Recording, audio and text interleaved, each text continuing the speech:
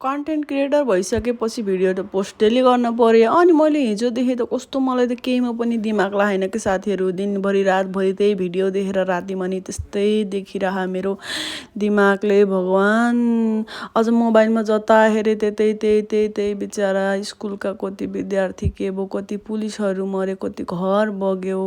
त्यस्तै देख्दा त कस्तो मनै मेरो त भगवान् के भन्ने होला। छ्या, के भएको होला यस्तो। अब त्यसमा मान्छे मरेछन्, कतिको त परिवारै घर गाउँ सहरै गयो। त्यसैमा मान्छेहरू के भएका हुन् हे। कसैले दाउराको परेछ, कसैको ग्यासको परेछ। अझ फोटा भिडियो खिचेर पनि त्यसरी हाल्देछन्। कसको मान्छे कसको लास हो चिनेर लैजानु, त्यो चाहिँ ठिक लागेन मलाई। किनकि कतिपय फ्यामिलीहरू बाहिर हुनुहुन्छ होला होइन, उहाँहरूलाई देख्दा जान्दा चाहिँ धेरै दुःख लाग्छ। त्यही भएर त्यसरी त्यो सोसल मिडियामा अब फोटो लासहरूको भिडियो खिचेर नहाल्दा राम्रो होइन।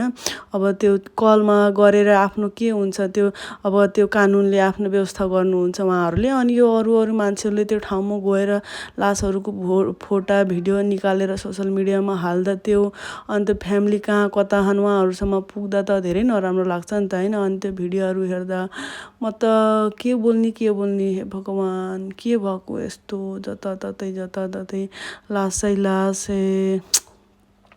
भिडियो पनि बनाम कि नबनाम हुन्छ, अब फेरि बोल्नै पर्यो है। हाम्रो नेपालमा यस्तो भइरहेको छ, मनै डराउने। बाढी पहिरोले कतिपयलाई लयो, कतिपयलाई कता छन्। अब पहाडतिर कता सबै सकुशल होलान् है। अनि भिडियो हेर्दा त अब हिजो पनि त्यही, आज पनि त्यही, म त राति सुत्दा पनि त्यही देखेको थिएँ।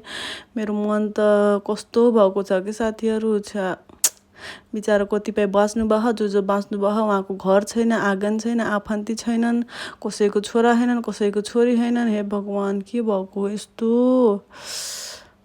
गाह्रो छ हो साथीहरू, गाह्रो छ।